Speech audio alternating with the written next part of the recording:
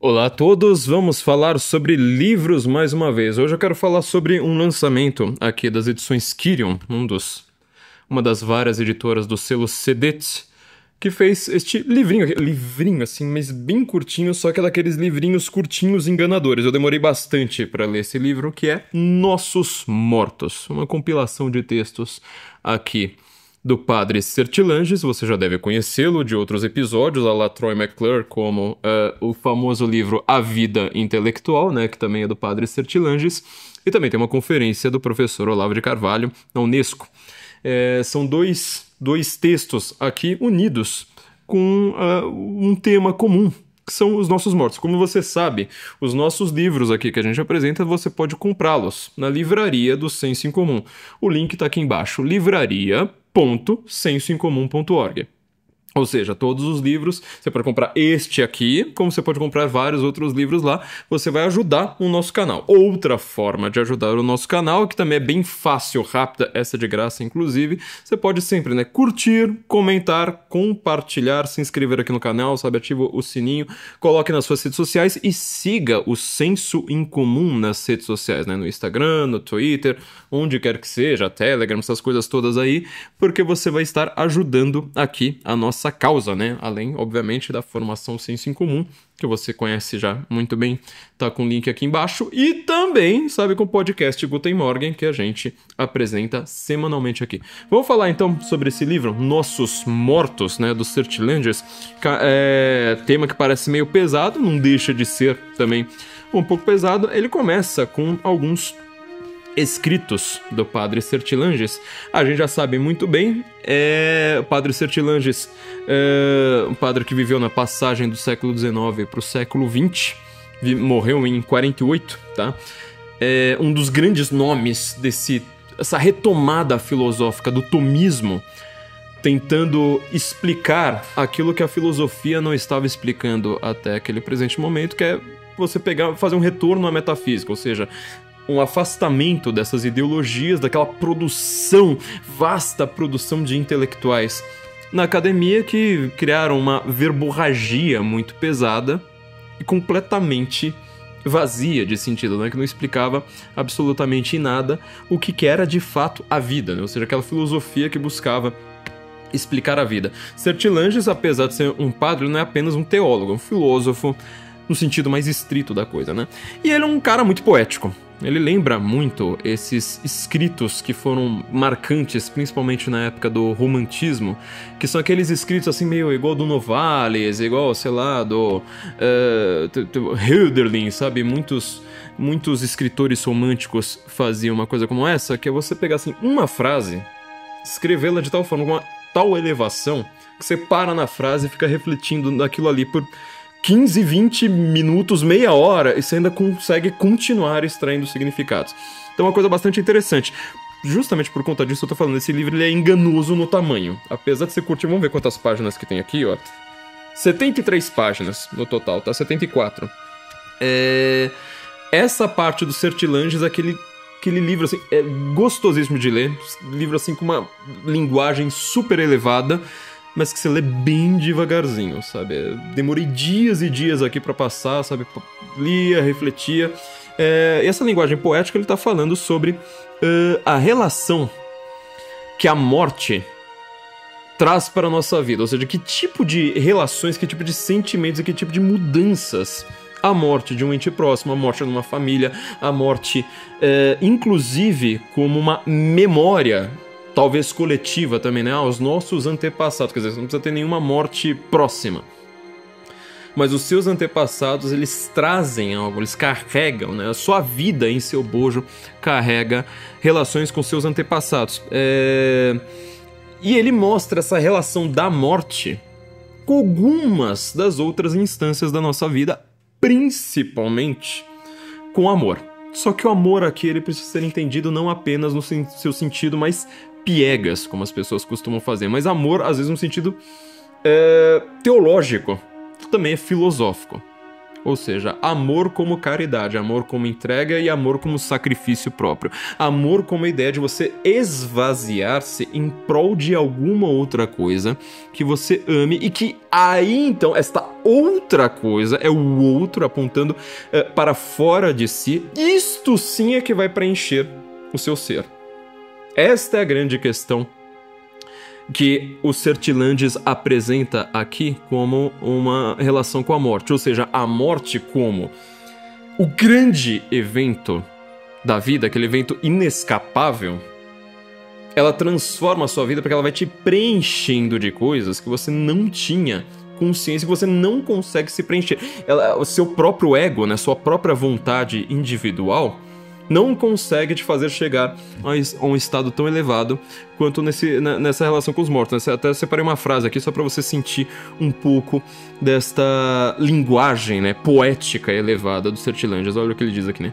Seria preciso usar todas as indústrias do amor para tecer novos fios no mesmo lugar, substituindo o que se rasgara, né? Ou seja, ele está comparando aqui a morte com um tecido, não apenas social, mas um tecido familiar, um tecido de relações de destino, relações históricas aqui com todos nós.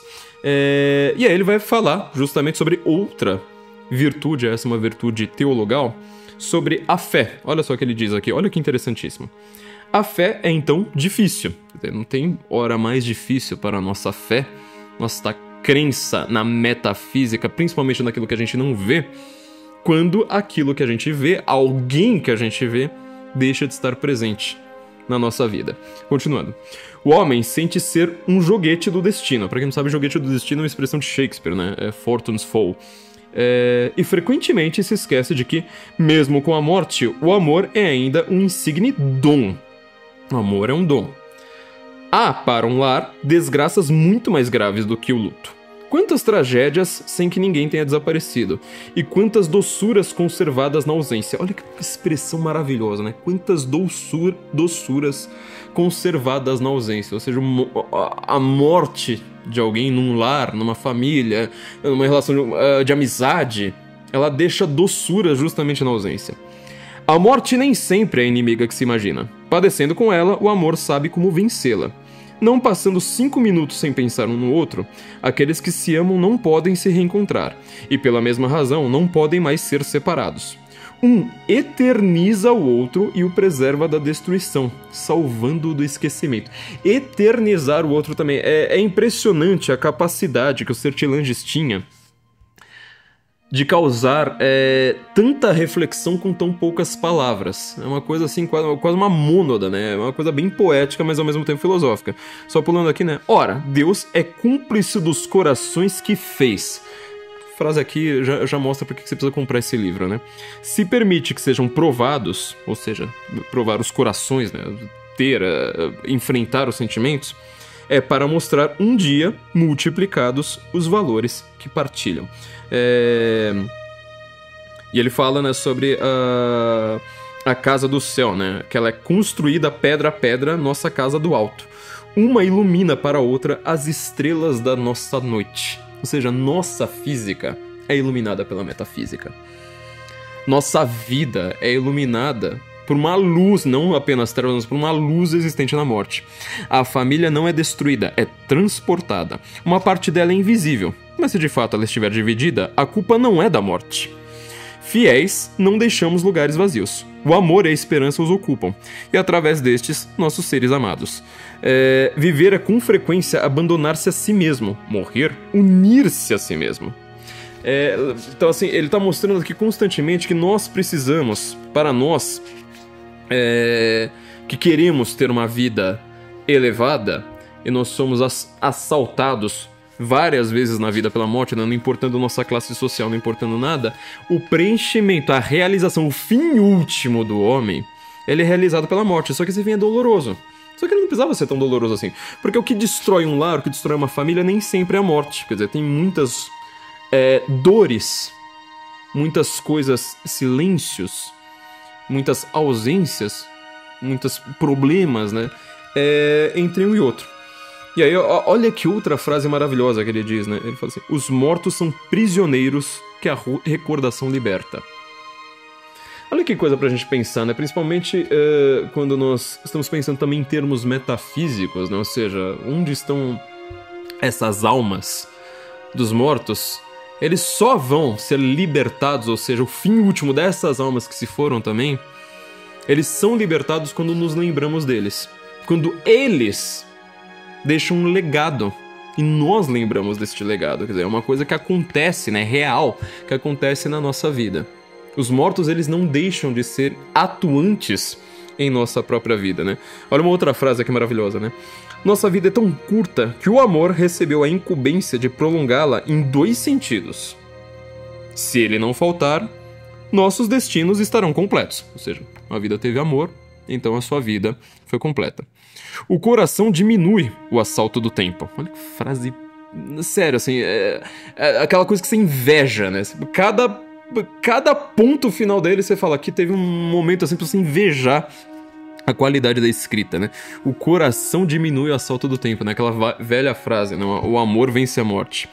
Para Deus e para nós, pela sobrevida do alto e pela sobrevida da recordação, a vida está acima da morte, como o céu está acima dos abismos. Tá? Então ele vai falar sobre a questão do intercâmbio entre os 2 mundos, da relação familiar, por exemplo, quando um jovem morre, o que acontece na família? Ou então quando um ente querido morre, principalmente cedo, né? O pai que morre cedo, como é que fica a mãe, as fotografias envelhecidas, que aquilo ali não deve ser um fantasma, não deve ser um peso apenas para a nossa vida, mas nós purificamos esses mortos, assim, sabe? Com o tempo você vai deixando de pensar assim, tinha ressentimentos, mágoas, sentimentos negativos, essa pessoa me fez mal neste momento, me fez mal naquele momento, principalmente para quem já teve alguma perda familiar ou de amizade, você vai vendo. 10 anos depois, você geralmente só quer lembrar das coisas boas. Você apagou aquilo ali, pagou tudo o que estava de negativo e você quer ficar com algo bom. Olha outra frase maravilhosa aqui, bem metafísica também. Se estamos num bom caminho, aprendemos com eles, com os mortos, que nossa parte é boa. Se no mal, eles nos inquietam com seu olhar afetuoso. Pra quem assim fala assim, já perdi mãe, pai, vó. Cada vez que você tem alguma falta na sua vida, quando você consegue assim sair do seu cotidiano, da sua rotina e pensar, o que minha avó, o que meu pai, o que não sei mais quem pensaria de mim, olharia aqui pra mim e falaria assim, você tá no caminho certo, não tá no caminho errado, sabe? Olha uma foto daquela pessoa. É engraçado que ele usa essa imagem da foto, né? Do olhar, assim. Olha, aquela pessoa te olhando. Olhe pra aquele olhar, assim, encare aquilo ali numa foto, numa recordação. Você vai ver, ele tem um papel educador, né? É impressionante. Então, queria só terminar aqui essa parte do Certilanges com os últimos 2 parágrafos desses breves escritos. Não deu 40 páginas aqui, mas como eu falei, né, demorados para ler, que são maravilhosos também, né? Quando o abismo da morte cresce pouco a pouco em nós, passageiros deste mundo, que sabedoria reagir com um jorro de vida que torna o efêmero durável e o associa à eternidade onde nada sucumbe. Olha essa relação, né, entre este mundo perecível e a eternidade. O que é que você vai levar de fora desse mundo? E o papel educador dos mortos, né, aquilo que eles nos legaram, que nós precisamos, inclusive, levar este legado adiante, senão ele não é um legado de fato, né, você não está levando nada, como diz a palavra. Você tem que sempre ter essa sabedoria de dizer, olha, o que importa de verdade da vida não é o efêmero. É algo que você consegue levar até depois da vida. Continuando. A morte ganha então sua verdadeira significação. Mantém-se em seus limites.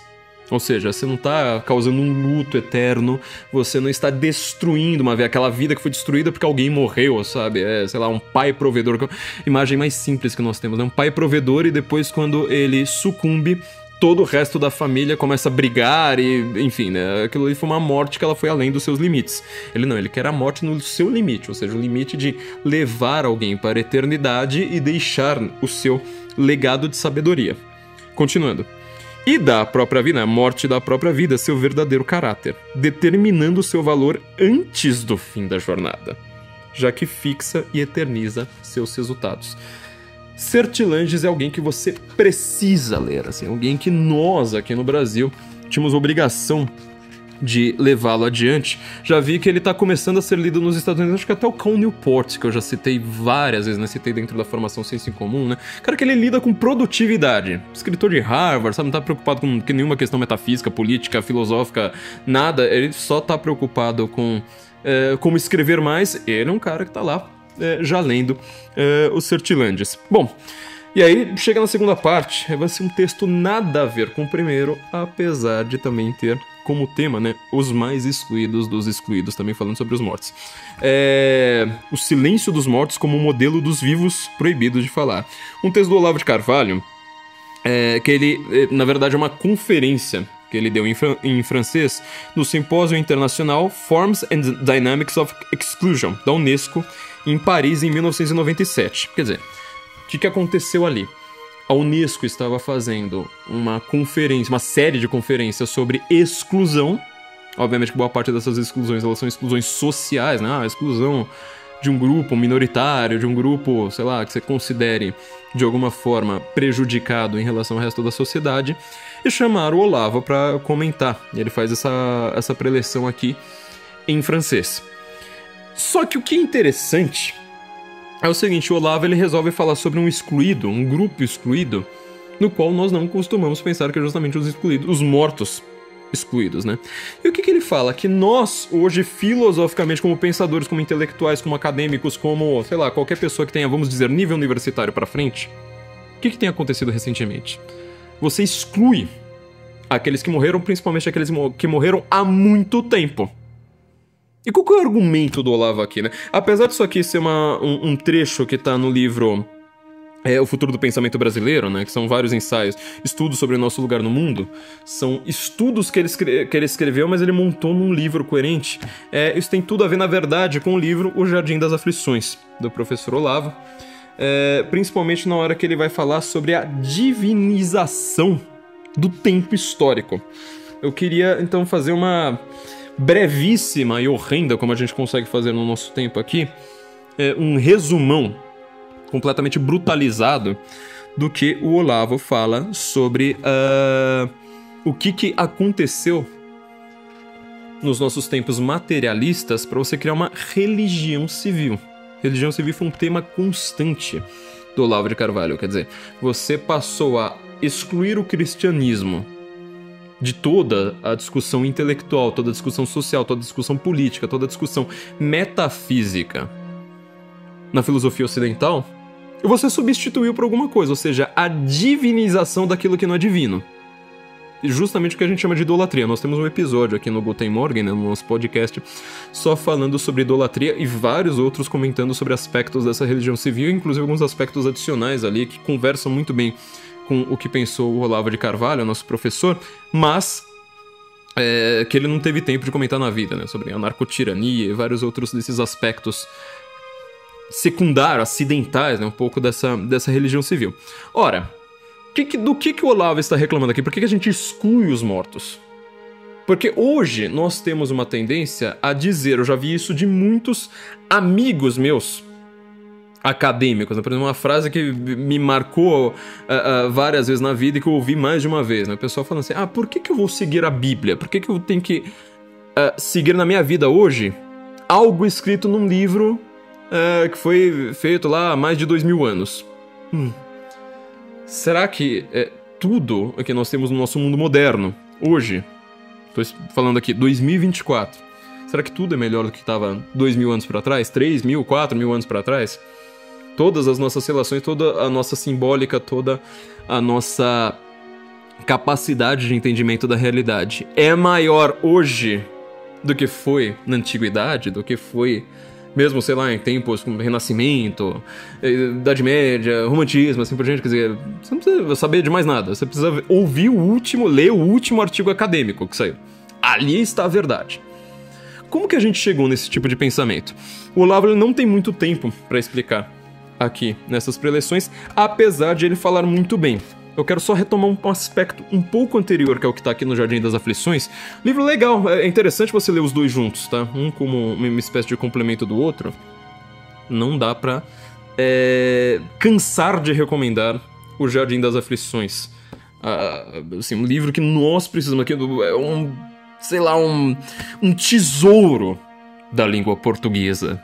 Este livro, nós temos obrigação aqui de ler e reler, mesmo que é um livro difícil, bem difícil. Apesar de ele ser muito claro, né? Mas assim, é muito assunto. E é um livro que ele dá várias voltas. Ele vai falar de uma coisa, daqui a pouco ele fala de outra, daqui a pouco ele fala de outra, daqui a pouco ele fala de outra, daqui a pouco dá a impressão que ele tá falando de uma coisa meio contraditória, não sei mais o que. Na hora que ele chega lá no final, você fala, uau, não é possível. Bom, mas uma das coisas que ele está dizendo para o surgimento dessa religião civil, que acredita no progresso, ou seja, vai gerar este movimento filosófico chamado de progressismo hoje, é a ideia de que o tempo ele tem uma divinização por si. E vários pensadores nos últimos séculos pensaram isso de verdade, ou seja, quanto mais você vai avançando no tempo, melhor nós estamos, mais conscientes estamos dos problemas sociais, com mais sabedoria nós temos, porque você está acumulando vários pensadores, então você tá o tempo sozinho, a história por si, ela faz uma síntese perfeita daquilo que aconteceu. Então assim, o que nós acreditamos hoje em 2024 é melhor do que nós acreditávamos em 2014, é melhor do que nós acreditávamos em 2004, né? E assim por diante, sucessivamente. Ora, como surge esse tipo de pensamento que excluiu os mortos?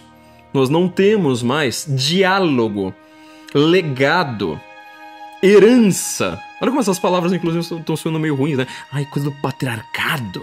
Essa coisa assim, sabe, obscurantista, de você observar, olhar lá pra trás. Não, nós precisamos ser iluministas, nós precisamos apontar para o futuro.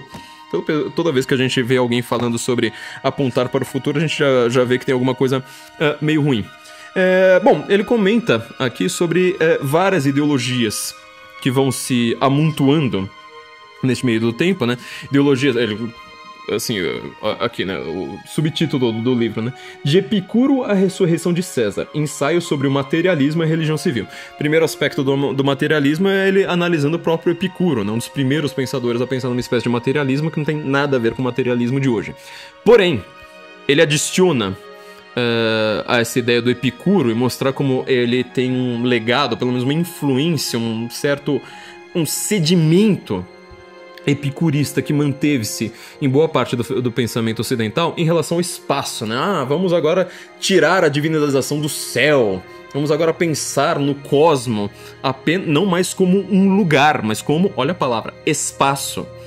Ele tem vários ensaios sobre isso, não vou entrar aqui, mas é bastante curioso pra gente pensar nas questões científicas que nós temos hoje. Mas ele chega também e fala assim, olha, agora já falei bastante sobre isso, vamos falar sobre a divinização do tempo.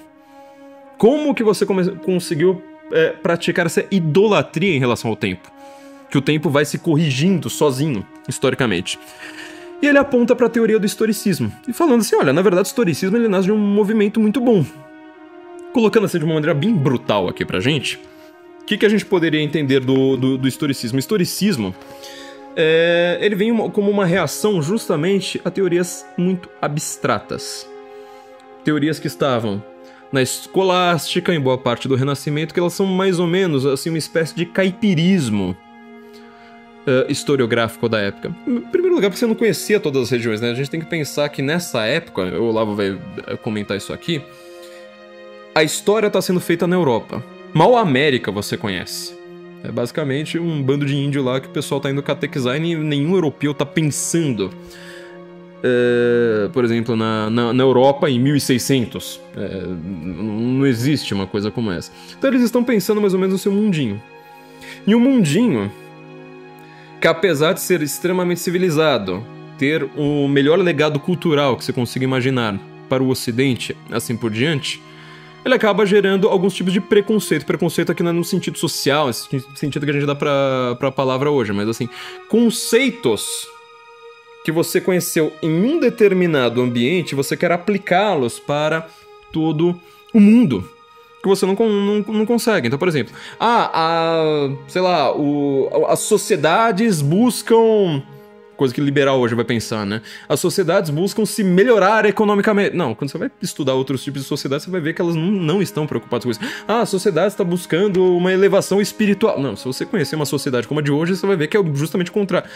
Então, era contra esse tipo de abstracionismo, ou seja, Você olhar para a história, olhar para a atividade humana, olhar para a alma, inclusive, e colocar um todo ali, abstrato, e aplicar aquilo ali sem entendimento dos particulares. Surge essa teoria do historicismo. Então, assim, o movimento inicial do historicismo é bastante interessante. Ele aponta 3 pontos, ó. Em lugar do cosmo fixo e repetitivo do racionalismo mecanicista, Descartes, Newton, toda essa turma aí, o historicismo tinha a visão do universo como um processo vivente, dinâmico, né? Com imprevisto, com criatividade. Pô, interessante isso aqui. Segundo, em lugar da natureza humana abstrata e universal, isso aqui eu acho incrível como tá tão presente na psicologia hoje, né? Inclusive ele vai falar logo da psicanálise, como uma ideia assim, eu desvendei o enigma humano, a natureza humana é isso aqui, e coloca lá uma redução muito extremamente exagerada de como funciona o ser humano, se é que ela está certa, né? Então, em lugar da natureza humana abstrata e universal, a visão da inesgotável variedade dos tipos e das individualidades, né? Aqui que vai surgir, por exemplo, uma coisa que está muito, muito em moda na internet, temperamento, né? O pessoal retomar uma ideia medieval de como são os temperamentos humanos. Tem gente que é melancólica, tem gente que é sanguínea, tem gente que é colérica, as sociedades como um todo, você vai analisar o todo de, sei lá, um povo espanhol comparado ao povo escandinavo. Pô, é gigantesco, né? Você não precisa nem explicar muito esse todo. Terceiro, a intuição da personalidade humana como um processo que se desenvolve e se cria no tempo. Isso aqui é o mais interessante que ele vai desenvolver a partir desse momento. Então, assim, o historicismo, ele nasce como uma coisa muito boa. Você sai daquele abstracionismo total e vai falar assim, vamos começar a estudar as sociedades, as histórias, não mais uma história universal, porque isso não existe. O Olavo de Carvalho, inclusive, ele vai ser muito radical nesse ponto. Fala assim, cara, quando você vai tentar estudar a história universal, se você quiser tentar encontrar algum ponto de similaridade entre a história do Japão, uma história, sei lá, da Índia que tá ali perto, você tá lascado, porque assim, ela se desenvolve de uma maneira completamente apartada, né? Inclusive quando a gente fala, por exemplo, sei lá, você quer estudar a história de samurai, pesquisa na livraria lá aqui sobre qual período que se passa o livro, eles vão dizer, né, o Japão feudal. Você fala, mas você quer dizer Japão feudal, você tá falando do século XIX, às vezes. Quer dizer, você usa uma palavra como uma metonímia, e você acredita nessa metonímia. Você se esquece rapidinho de que aquilo ali foi uma metonímia. Não, o Japão não tem feudo igual a Europa, não funciona mesmo, não é a mesma sociedade. Você tá simplesmente dizendo que não é um Japão tecnológico ainda, como o Japão da Revolução Industrial. Então, quer dizer, são várias histórias. O exemplo que eu quis dar é só pra dizer isso, né? São várias histórias. É isso que o historicismo queria fazer no primeiro momento. Só que, bom, quais são... vamos citar aqui 3 pensadores que ele fala sobre isso, né? Primeiro, o Shaftesbury, né? O cão de Shaftesbury. Ele fala que, na verdade, a matéria não poderia, por um movimento mecânico, engendrar plantas, animais e homens. Então, a unicidade idêntica da nossa própria personalidade também não depende da matéria. Quer dizer, se nós temos várias personalidades, não foi uma matéria comum. O cérebro humano, a coisa material que gerou tudo isso. Então tudo isso aqui tá numa coisa externa que é a ideia. Até ele tá parecendo o neoplatônico, tá? Tudo bem. Mas essa ideia para ele não é o conceito de um gênero ou uma regra abstrata universal. Olha um ponto que ele vai chegar. Pairando no céu das ideias puras, acima das individualidades concretas. Ao contrário, ela reside na individualidade concreta. Ela é o princípio interno de sua diferenciação e de sua singularidade. Ou seja, o que isso significa? Que o que nós temos de individual... É difícil falar isso num tempo coletivista, né? Aquilo que nós temos de personalidade própria. Isto sim é aquela ideia, vamos dizer, platônica. Aquela ideia acima da matéria. Porque é justamente o que nós temos de comum é que está na matéria, não o que nós temos de próprio. Isso aqui vai gerar algumas questões bem interessantes, né? Dentro do historicismo. Não, eu vou pular aqui os detalhes, porque eu preciso voltar ao nosso livro, Os Nossos Mortos.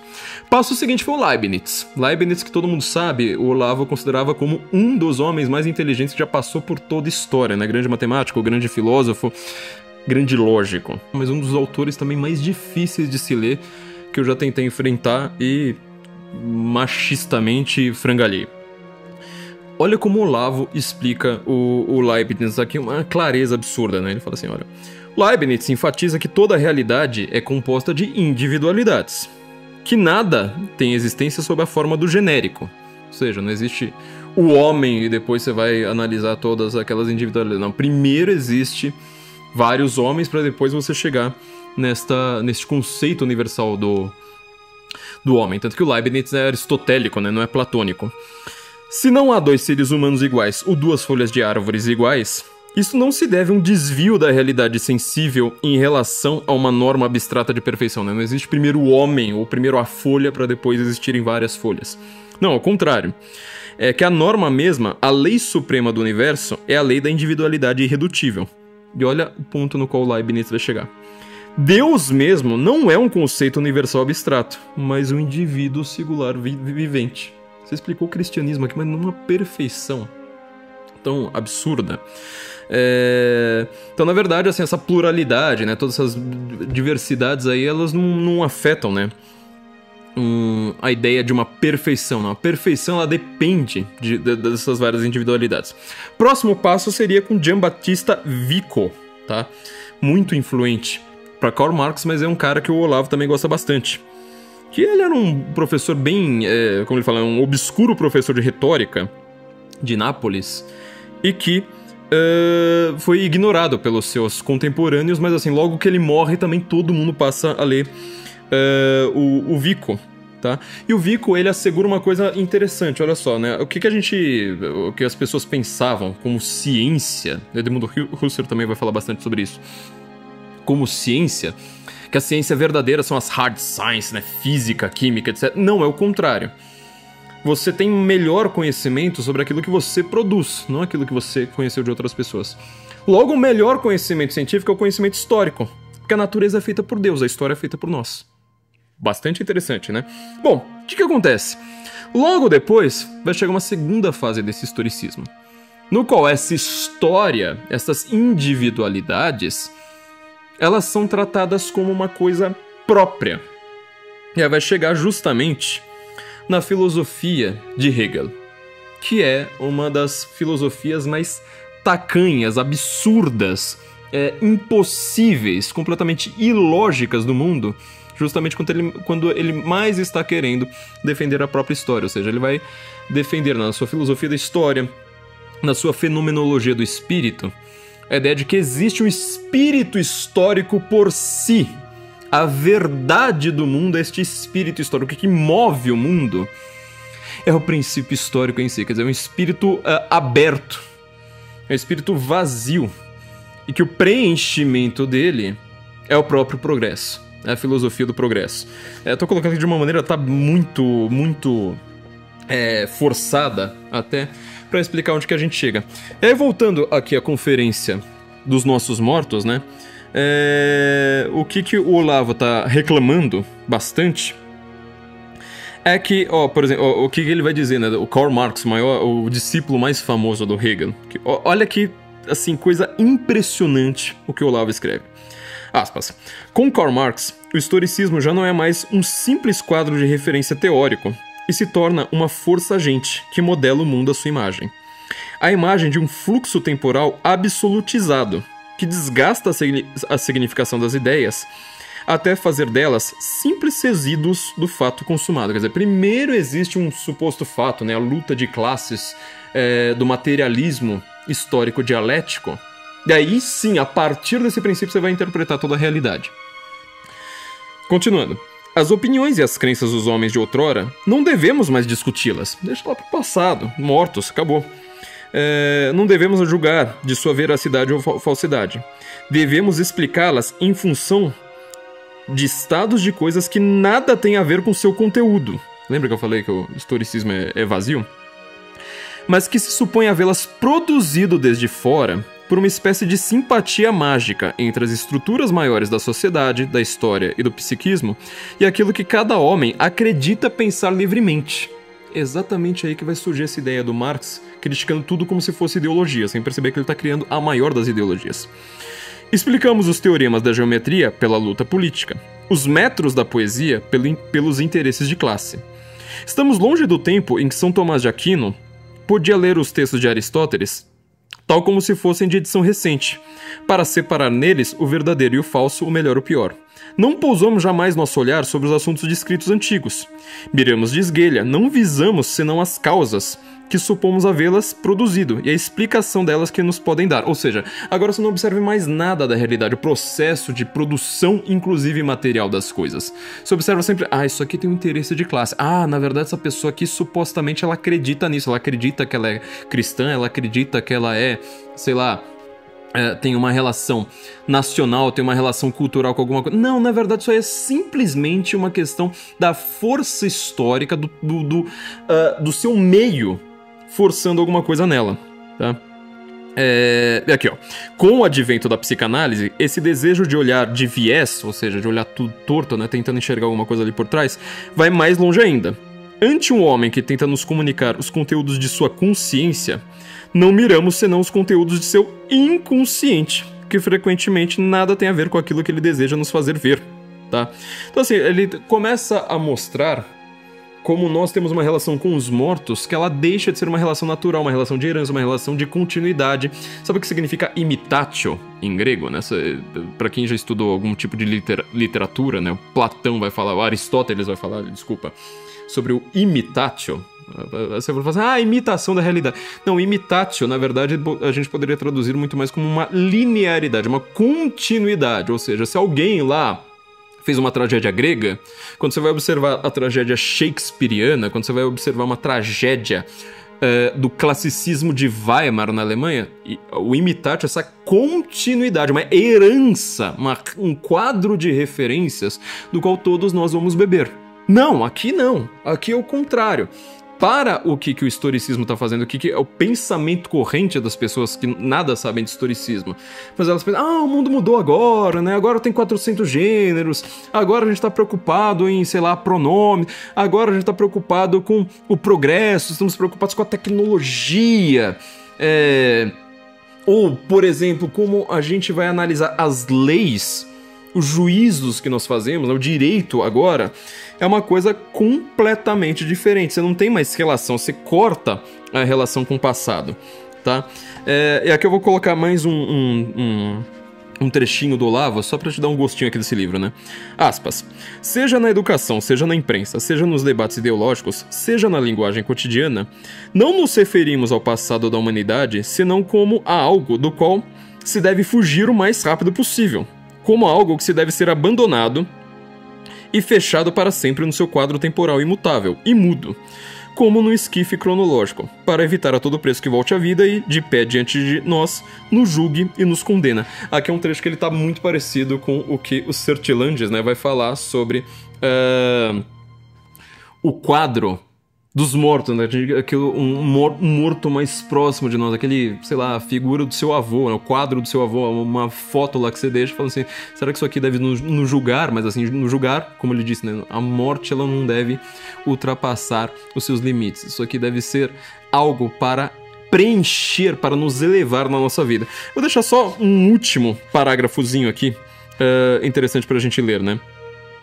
Ele começa a criticar o relativismo. Ou seja, agora, vamos analisar essa ideia do progressismo também depende de um relativismo, né, entre as culturas. Todas elas são válidas, tudo pode, desde que leve para o futuro. Como se o futuro, o tempo sozinho, o tempo histórico sozinho, tivesse uma síntese, né, como tenta fazer o Hegel, para tudo ficar melhor. Ele criticando o relativismo, ele diz, né, que a gente poderia tirar um proveito de um relativismo sério, que se atém aos limites da metodologia, sem pretensões a uma autoridade dogmática. Mas para isso seria preciso nos libertar de todo o provincianismo. Lembra que eu falei daquele caipirismo, né, de olhar as coisas só da sua própria realidade? Tanto espacial quanto temporal. Por isso que eu falo assim, eu leio o Jardim das Aflições também, isso aqui, assim, os dois... um diálogo maravilhoso. Esse provincianismo, tanto espacial quanto temporal, que seria o de alargar nossos horizontes e nos fazer subir a uma visão mais exata do quadro das relações, em que nosso olhar se insere como um ator na cena, jamais como um puro espectador. Não tenho como recomendar melhor esse livro aqui, Nossos Mortos, dos Padre Sertilanges e do Olavo de Carvalho. Tem na nossa livraria lá. Comprem também o Jardim das Aflições. Nós precisamos fazer, assim, ler, reler de novo.